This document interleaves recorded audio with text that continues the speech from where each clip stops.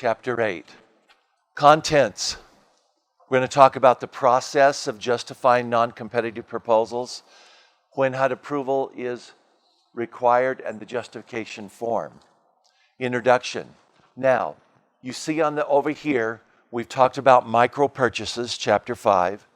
We've talked about quotes, which is also in Chapter 5, which is a competitive solicitation method. We've talked about IFBs, RFPs, and RFQs. These four processes right here are the competitive solicitation method. Now we're going to talk about two more ways where you don't have to do a competition or you cannot do one. And that first one is the non-competitive Chapter 8. Now, a non-competitive includes sole source and single source procurement. A sole source is when the item is only available from one source. A single source is when we choose to go to one source. The non-competitive also occurs when you do a bid, a quote, an RFP, and you only get one and it's justified. And we'll talk about how it can be justified. When is it used?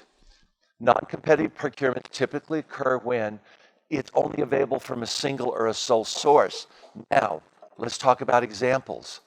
I had told you earlier that some of your largest procurements were single or sole source. What are they? You don't recognize them as procurements, but you pay the most money to these sources than anybody else you pay them to. Utility companies, thank you, Richard. Utilities. Most of your utilities are probably a sole source because they're provided by a government agency. Now remember, in Chapter 14 of the handbook, HUD says, anytime you buy something from another government agency, it is automatically exempt from bidding. You don't have to bid with another government agency. Examples, sewer and water are only available from government agencies. Is that not correct? Do you recognize that? Yes, sewer and water. Sometimes in the rural areas, electricity is only available from a rural electric corporation.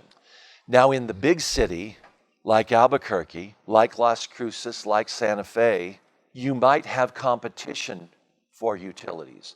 We're going to talk about that in Chapter 17, the last chapter, but I'm going to give you a forewarning. You can do all the competitions you wish. You probably aren't going to save much money at all. A lot of housing authorities have done RFPs for utilities, and the brokers that win it take all of the profit, and they get a minuscule profit. There's another thing that we buy from a single or sole source that each one of you has. Who's the largest in the room right now? Albuquerque? Yeah, most likely. Where are you, Albuquerque? Who is your software provider?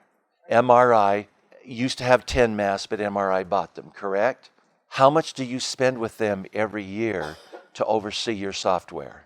How many units do you have? 900? I bet you're spending about 50 to 60,000. Good guess? Okay, good. And every year you spend 50 or 60,000. Now, you know bids have to be redone every how many years? 5 years. And I know it. I gave you your answer. And, well, I didn't want you to be wrong. Here we go. And it's been over 5 years since you've had MRI, though you've been there since then, right? Okay, were you there when I visited some time ago? No, okay, that's about 8-9 years ago. So here we go. Have you done another bid for MRI for your software? So you are buying those services, $50,000 a year from MRI. Hold on a minute. Don't give me that guilty look. You've done nothing wrong. Oh, I'm looking at our procurement facility. Oh, there she is. I didn't see her. I would have been beaten up on her. We've been waiting for her to walk in. So you all have been spending $50,000 a year with MRI, Yes. and you've done no bids since then. No. Well, a cost analysis. Okay, I'm going to repeat. What she said was they did an analysis of the costs. And part of their analysis was, how much would it cost us to replace it? And it would be $500,000 or more, right? So they decided not to replace it. This is a joke, completely ignoring the HUD rules that you have to rebid every 5 years. No, just a minute, I just told you it's a joke. Let me tell you why it's a joke. Because you don't have to rebid it. The sole source justification is because they're not buying a new source, a new software. Since they're buying a new software and MRI, and who has Yardi, and who has Lindsay, and who has Emphasis. See, all these other softwares are there, and you're not doing bids because you can only do a bid or an RFP to replace it. You can't do a bid or an RFP to see if another company, a competitor, will take care of Yardi and Emphasis and MRI, which is yours is 10 mast. So it is a justified sole source. Now remember, if you ever do replace it, then you have to do a competition. In fact, if you do an upgrade, I remember my provider at my agency said, we've done a new upgrade to the system. And I said, okay, how much is it? And they said $50,000. And I said, okay, let me do some analysis. And I analyzed the cost of buying a new software. And the cost of buying a new software was much more expensive than the upgrade. So we decided we would stay with the upgrade. Except that we didn't want to pay $50,000. I didn't, at the time, we weren't that pleased with the software, and we started considering that maybe we'll just buy a new software anyway. It's called spending good money to chase bad. Are you with me? We didn't really like our software. We thought we could do a lot better with something else. So we told the company, you know what? We're not going to give you $50,000 for the upgrade. We're going to do a new RFP, and we're going to look at other products to see if they're better. Do you know what the company said right then? Oh, Richard, you are so smart. The company said, okay, we'll give it to you for free, for no charge. Oh, did that make us feel warm about them? No, because they were trying to charge us $50,000 for something they were willing to give us for no charge. And we found out that they had done the same thing for other people, yet they were still trying to get the $50,000. Not nice, but that's okay. We won for the moment. Yeah. Okay, we did. We were only lukewarm. We were only lukewarm a full integration of your old data, still alive. We had a number of people just walk out the door in the middle of it. It's just so stressful. So we were lukewarm about the thought. Yes, source. Now, the second item is the public exigency or emergency does not permit a delay.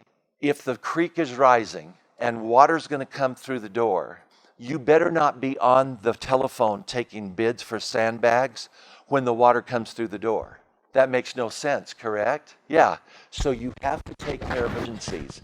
However, your lack of action is not an emergency, a justified emergency. For instance, I've had people tell me, yeah, I had to get the sandbags, and I had to do the same thing last year. Well, wait a minute. Is this a shock to you that the water was rising? He goes, no, we've been hearing about it for weeks, but I've just been too busy to take bids, to make arrangements. That's not a true emergency. Your lack of planning does not an emergency make. You with me on that thought? Yeah. HUD expressly authorizes non-competitive proposals. They've done it a number of times. And remember, don't do this, folks. We have never seen anybody else who provides these services.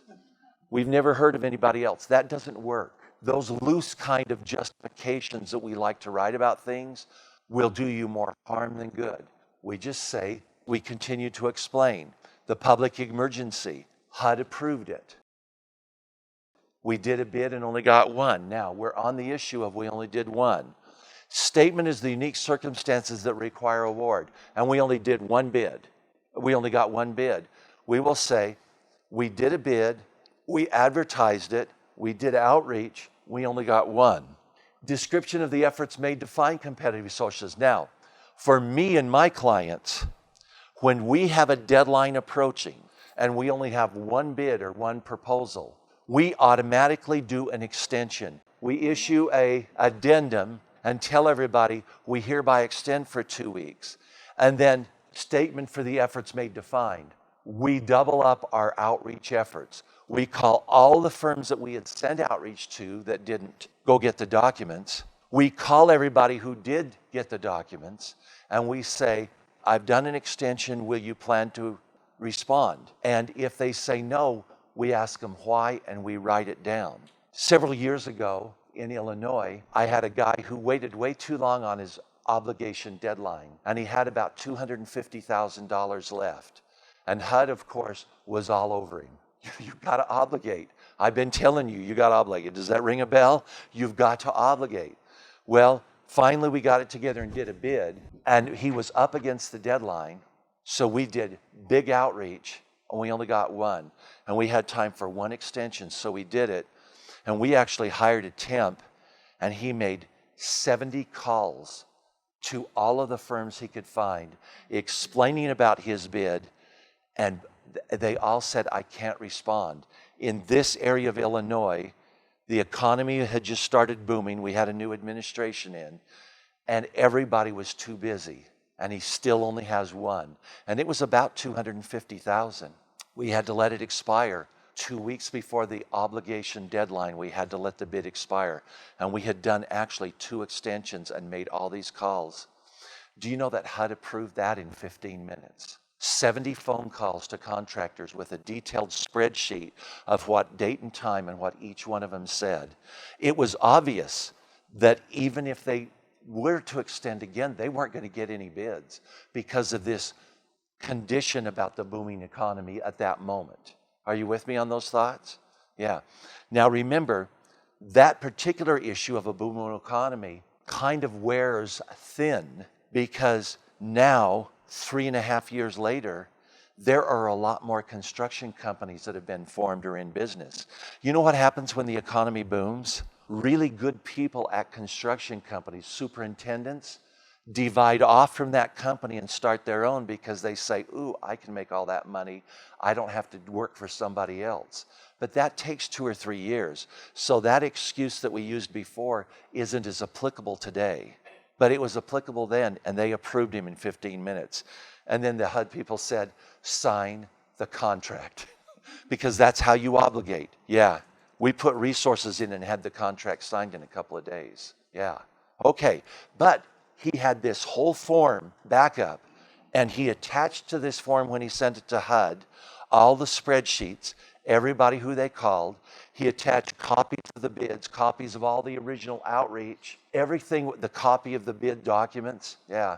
Let me ask you, John, if you were to get something that extensive with 70 calls to vendors, would that give you confidence? Yeah. Yeah, I think so. Yeah, that HUD person said that. Well, what can you do? Because we want 3 bids, right, John? No, what I'm saying is not recommended. Oh, yeah, well, let's go back to that, yeah.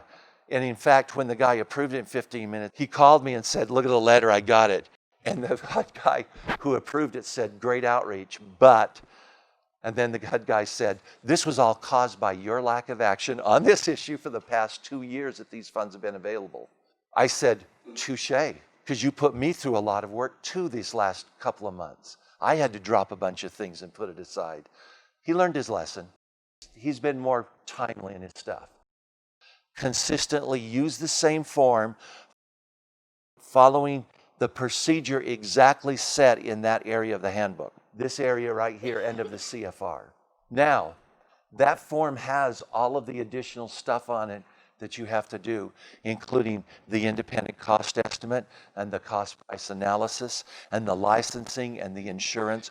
All of your due diligence is on the second page of that form, okay? Your costs have got to be reasonable. We were so lucky that during this booming time, with him up against a deadline to allocate, that this contractor, who was a common construction contractor for that housing authority, we are so lucky that they did not jack up their price because they knew that most likely. See, when you start doing extensions, the contractor knows that you don't have enough bids. He didn't jack up his price.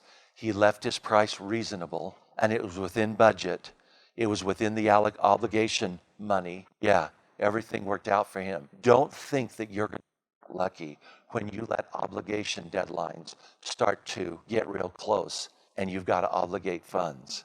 Contractors don't always cooperate that way. In fact, typically they do not, okay? Remember, that form has to go to HUD anytime the procurement is over $250,000.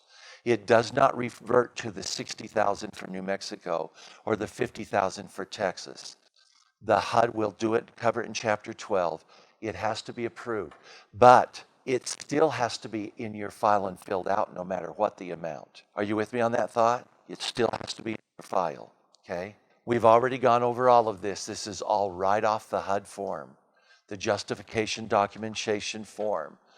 Justification must clearly be documented and indicate necessity and circumstances, including these items that we just went over on that HUD form.